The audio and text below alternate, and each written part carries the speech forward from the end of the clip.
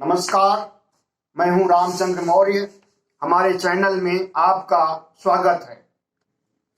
साथियों, आजकल हिंदू और हिंदुत्व पर बहुत तीखी बहस चल रही है राजनीतिक सियासी गलियारों में। ऐसी बहस की जरूरत क्या थी? एकाएक हिंदुत्व उमड़ पड़ा लोगों के दिल दिमाग में। हिंदुत्व के प्रति आस्था, हिंदुओं के प्रति आस्था एकाएक कैसे आ गई? कैसे कोई हिंदुत्व का खंडन कर रहा है तो कोई हिंदुत्व को, हर लोग हिंदुत्व को अपने अपने ढंग से परिभाषित कर रहे हैं। राहुल गांधी अलग ढंग से, आरएसएस अलग ढंग से, सलमान खुर्शीद अलग ढंग से और बीजेपी और बजरंग दल जैसे संगठन अलग ढंग से, साधु संत अलग ढंग से। तो साथियों, हिंदुत्व के क्या कई रूप हैं, हिंदुओं के क्या कई रूप हैं, और हिंदू राष्ट्र बनाने के लिए क्या जरूरी है कि पहले बहस से शुरुआत किया जाए। दरअसल आरएसएस, भारतीय जनता पार्टी और उसके अन्य संगठन जैसे बजरंग दल, हिंदू महासभा आदि यह चाहते हैं कि हिंदुत्व और हिंदू पर बहस छेड़ी जाए और इस बात की टोह लगाई जाए कि हिंदू राष्ट्र बनाने में कितना किसका सहयोग मिल सकता है।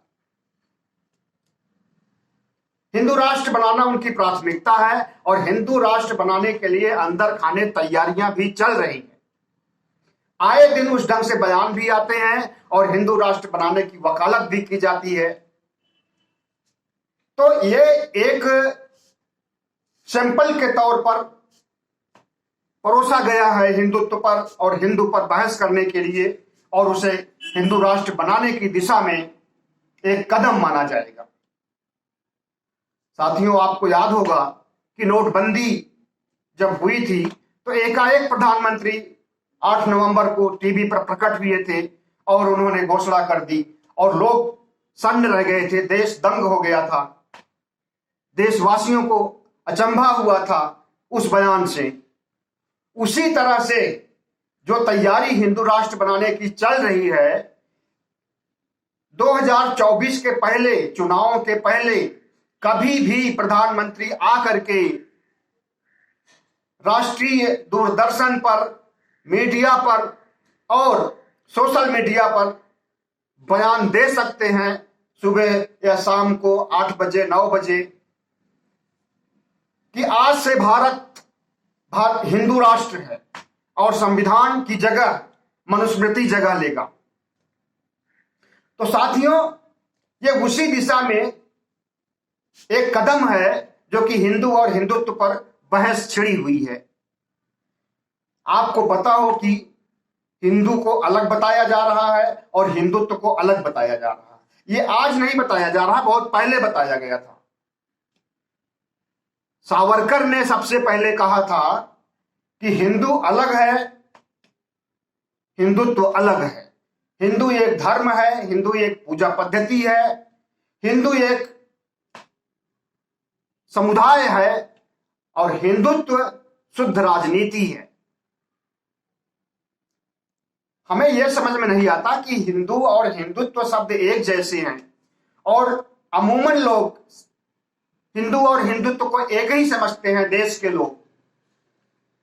और ये नेता लोग अब राजनीति का इतना कायनात बढ़ा देंगे कि उसमें हिंदुत्व भी आ जाएगा। और आज नहीं, 100 साल पहले, 100 साल से भी ज्यादा पहले सावरकर ने जो कुछ कहा, सावरकर के बारे में तो हम समझते हैं कि विचार करना या बात करना ही गलत है। जो शख्स देशद्रोही रहा हो, अंग्रेजों की जासूसी किया हो, अंग्रेजों के साथ रहा हो, आजादी की लड़ाई में हिस्सा न लिया हो, उसे क्या कहा जाएगा? और उसके विचारों को क्यों वैल्यू दिया जाता है, क्यों महत्व दिया जाता है, हम इस बात को नहीं समझ पाते। अगर उसने लिख दिया कि हिंदुत्व राजनीति है और हिंदुत्व सियासत है और हिंदुत्व का हिंदू से कोई मतलब नहीं है, तो उसे लीक का पत्थर क्यों मान लिया जाता है? हम तो समझते हैं हिंदू हिंदू है, जैसे बौद्ध हैं, ईसाई हैं, मुस्लिम हैं, दुनिया भर के धर्म है दुनिया भर के देशों में, उसी तरह से एक हिंदू है। और हिंदू का कार्यकलाप, उसकी पूजा पद्धति, उसकी सोच, उसके संस्कार, ये सब हिंदुत्व है। लेकिन सावरकर से लेकर के राहुल गांधी तक जो सियासी बयान दे रहे हैं, राहुल गांधी ने क्या कहा? राहुल गांधी ने कहा है कि हिंदू अलग चीज है और हिंदुत्व अलग चीज है, वही जो सावरकर ने कहा था। अब कांग्रेस पार्टी में अभी तक कोई थिंक टैंक नहीं था, कोई उसका संगठन नहीं था, जैसा कि भारतीय जनता पार्टी का संगठन आरएसएस है। कोई वैचारिक संस्था नहीं थी उसकी।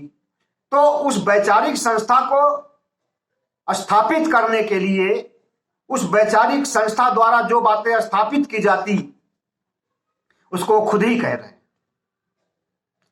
आरएसएस एक सांस्कृतिक संगठन अपने को कहता है, लेकिन शुद्ध राजनीतिक संगठन है। और आरएसएस की थ्योरी जो है, आरएसएस के सिद्धांत जो है, आरएसएस के विचार जो हैं, वो देश के लिए, समाज के लिए, राष्ट्र के लिए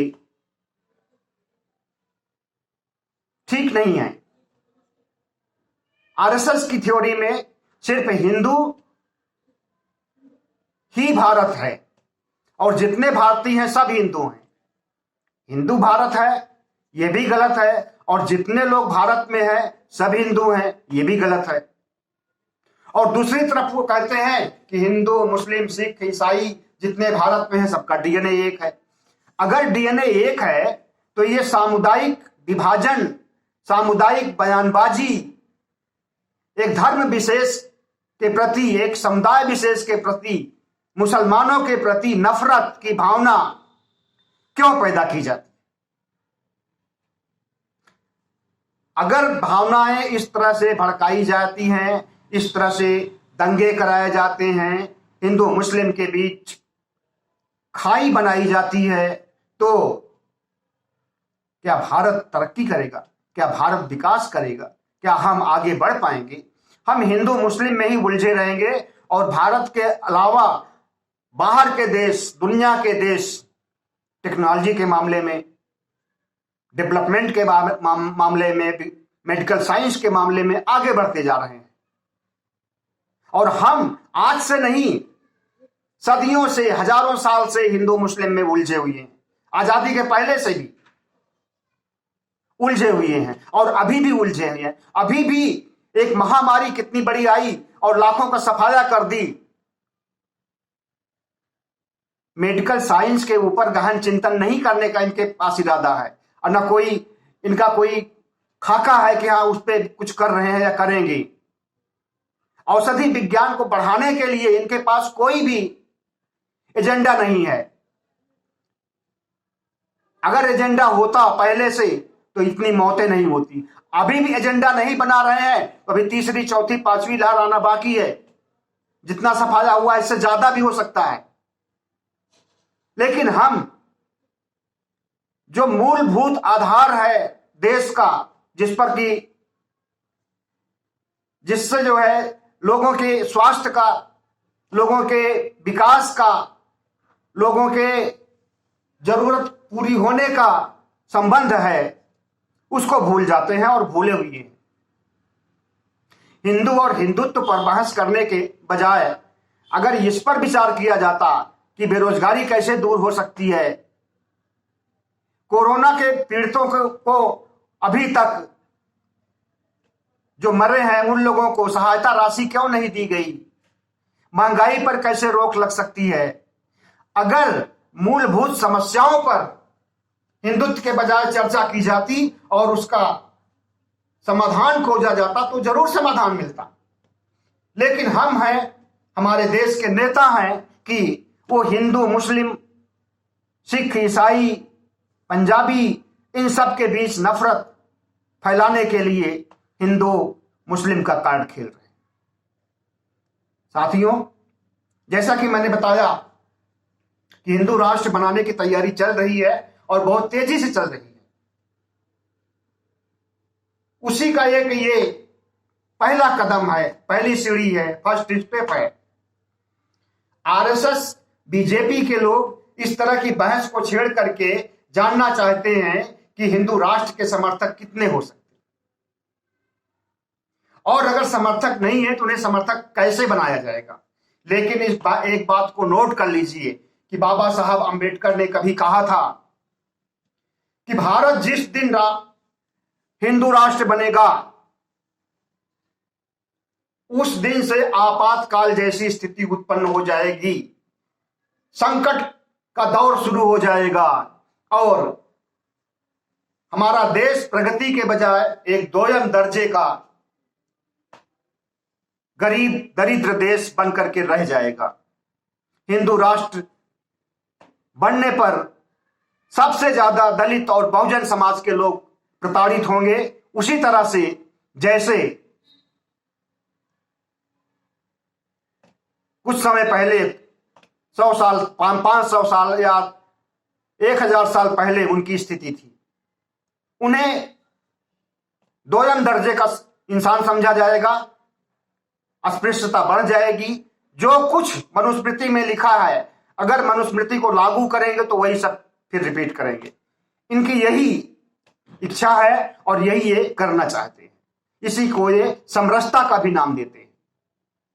साथियों, आज जो हिंदुत्व और हिंदू की परिभाषा गढ़ी जा रही है, कांग्रेसी अपने ढंग से गढ़ रहे हैं, भाजपाई अपने ढंग से गढ़ रहे हैं, कम्युनिस्ट अपने ढंग से गढ़ रहे हैं, अंबेडकरवादी लोग अपने ढंग से गढ़ रहे हैं, और गूगल अपने ढंग से बता चुका है कि हिंदू और हिंदुत्व का क्या मतलब होता है।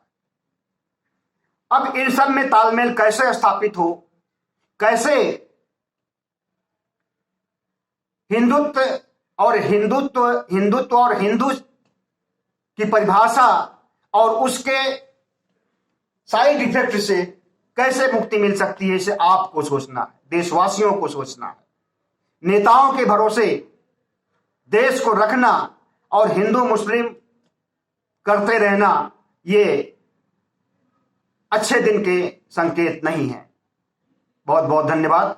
हमारे चैनल को सब्सक्राइब कीजिएगा, लाइक कीजिएगा, शेयर कीजिएगा।